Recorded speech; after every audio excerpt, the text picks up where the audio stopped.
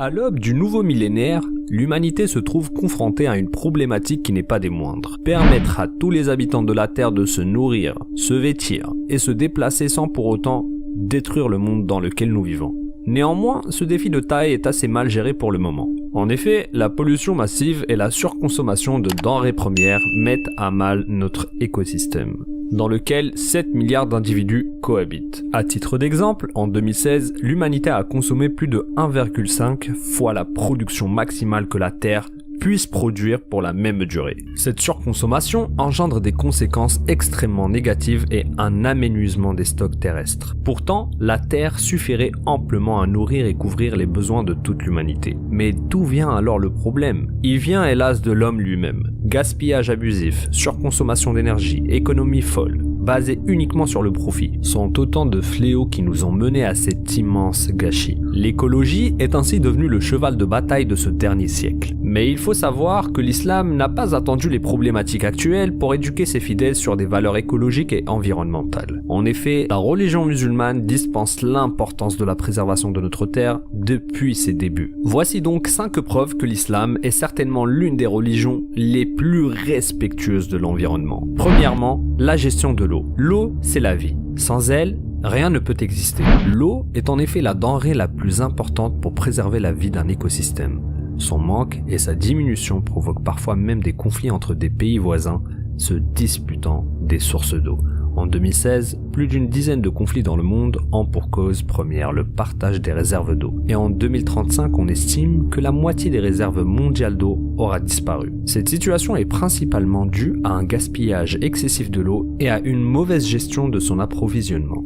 Or, l'islam n'a pas attendu la situation catastrophique que nous traversons pour enseigner aux croyants le non-gaspillage de l'eau.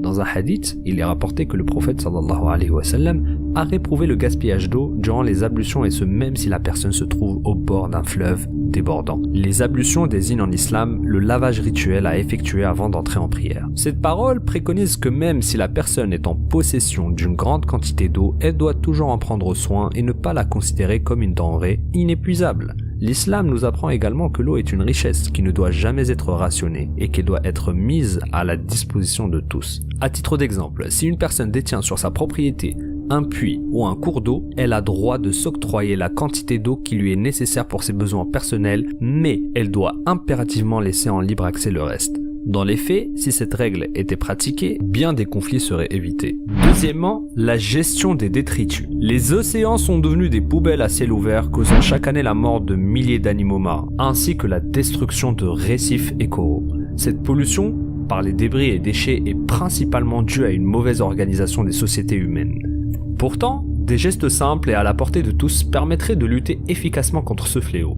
Rappelons que l'islam a toujours incité les fidèles à prendre soin de l'écosystème et à ne jamais jeter les ordures sur la voie publique. Le prophète, alayhi salatu wassalam, a même affirmé que tout croyant qui enlève un objet gênant sur la route en sera récompensé, et que cet acte constitue en soi une branche de la foi musulmane. Troisièmement, la lutte contre le gaspillage.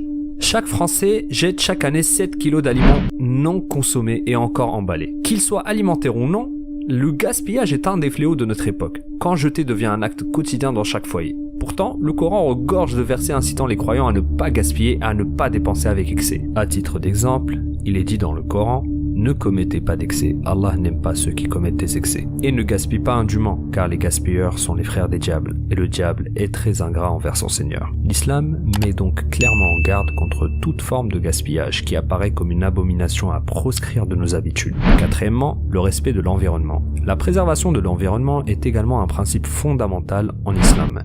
La religion musulmane cultive des valeurs liées à l'écologie et à l'environnement, motivant même les fidèles à planter des arbres en toutes circonstances.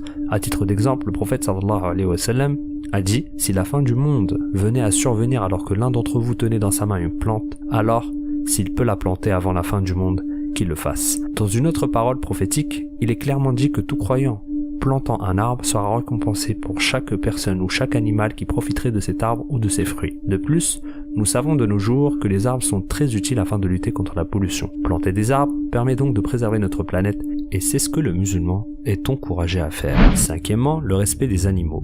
La cause animale a une valeur précieuse en islam. La religion incite fermement les hommes à faire preuve de bienveillance et de justice vis-à-vis des animaux. il est interdit de causer du mal à une créature, quelle que soit son espèce. En voyant une hirondelle voler à ras du sol, le prophète sallallahu alayhi wa sallam a dit: qui a affligé à cette hirondelle en lui enlevant son petit? Rendez-lui donc son oisillon. Si le prophète sallallahu alayhi wa sallam a réprouvé le fait que l'on cause de la peine à un oiseau, il est donc logique que la maltraitance et la torture qui sont monnaie courante vis-à-vis des animaux en Occident sont gravement condamnées par l'islam. Même l'abattage d'une bête est strictement réglementé. Tuer sans raison un animal est illicite. Au sujet des droits de l'animal, le prophète sallallahu alayhi wa sallam dit à sa communauté: l'égorger pour le manger et non le tuer pour le jeter. Autrement dit, l'homme peut tuer une bête dans le but de se nourrir, mais il doit le faire convenablement, sans lui infliger de souffrances inutiles. En conclusion, l'écologie fait bel et bien partie intégrante de la religion. L'islam a toujours alerté les croyants contre l'utilisation excessive des ressources disponibles sur Terre, et elle les incite à préserver l'environnement en faisant preuve d'un comportement responsable et écologique. La religion musulmane apprend à ses disciples qu'Allah nous a donné des subsistances inestimables ici-bas, et que nous devons d'en prendre soin, de la même façon que nous devons rendre des comptes sur l'éducation de nos enfants ou la préservation de notre santé. Il est donc plus que nécessaire que l'humanité modifie son mode de vie quotidien afin de préserver le monde dans lequel nous vivons, faute de quoi nous le mènerons à sa destruction. Merci à tous d'avoir suivi cette vidéo, espérant que cette dernière a été instructive et enrichissante pour vous. N'hésitez pas à nous en parler dans les commentaires, mais surtout à partager si le contenu vous a plu, et à bientôt à tous pour une prochaine vidéo.